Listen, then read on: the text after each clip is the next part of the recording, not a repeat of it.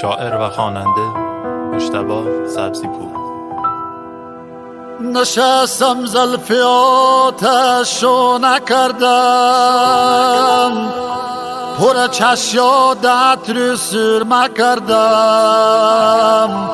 تو خود گلی ولی گل نیم و میاد، بوم سیقه قشنگی رنگت یاد.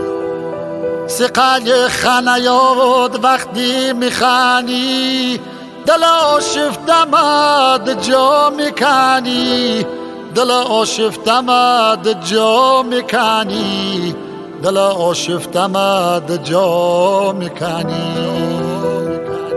خدا دونه کم پریشونتم، تو سی خود ره بگر، تو سی خود ره بگر نگبونتم.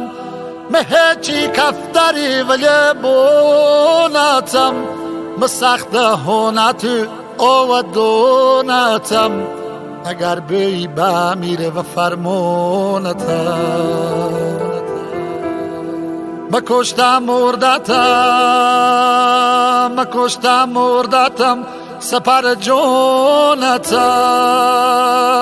اسیر عشقتم، تیر بارونتم، گلیار از سیلم کو مداغونتم. متشهی میازم سونتم، افدوت میزنه سایبونتم. تمام دل خوشیم تونی گلیارم، زمستونم و گرد چی بهارم. تمام دل خوشیم تونی شیرینم، دنیا کل با جمالتونم میینم. هر آخم مکشم و آه سردم، فقط تونی مسکن کل دردم. فقط تونی مسکن کل دردم. گریبوری بنیشون بیوشونم، قسم و چمید هر سرگردونم.